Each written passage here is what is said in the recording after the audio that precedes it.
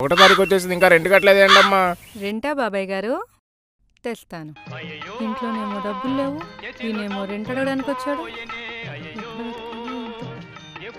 అయినా ఇవన్నీ కాదు, ఫ్రీగా ఇల్లు ఇస్తానంటే నమ్మి ఓటేసాను చూడు. నన్ను అనుకోవాలి. అమ్మా ఆహా, ఇక్కడున్నావా మహానుభావా? రామేశ్వరం పోయినా శనేశ్వరం పోయినట్లు ఆంధ్రప్రదేశ్ని ఎంత దరిద్రంగా మార్చినా ప్రతి ఇంట్లోనూ నీ ఫోటో, ప్రతి పొలంలోనూ నీ ఫోటో, ప్రతి డాక్యుమెంట్లోనూ నీ ఫోటో. నీకా ఇల్లు ఇవ్వడం రాదు. చంద్రబాబు నాయుడు గారు ఇల్లు ఇచ్చినా అవి మాకివ్వవు. అసలు నీలాంటోణ్ణి. ఎందుకు వచ్చారు బాబాయ్? రెంట్ అడగడానికి. ఓహో, మరి మీరెందుకు వచ్చారు? ఓట్లు అడగడానికి.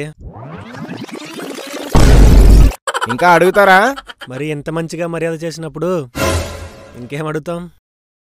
తీసుకొచ్చాను బాబాయ్, తీసుకోండి. బాబు, అమ్మా మీరెవరు?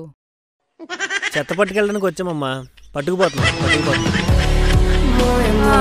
పట్టుకెళ్ళండి. జరుగు జరుగు జరుగు జగన్ ఖాళీ చేయి కుర్చీ, జనరాజ్యం వస్తున్నది ఎన్నికల్లో గెలిచి.